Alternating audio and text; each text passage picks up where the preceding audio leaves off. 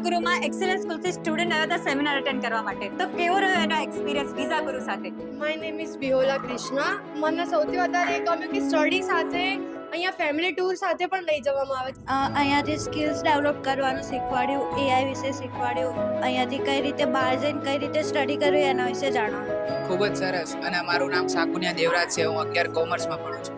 મારું નામ મૌલિક બી પ્રજાપતિ છે. આ વિઝાગુરુ બેસ્ટ છે. અહીંયા કોર્સ કરવો હોય તો કરી શકાય છે ને બધી વ્યવસ્થા સારી છે.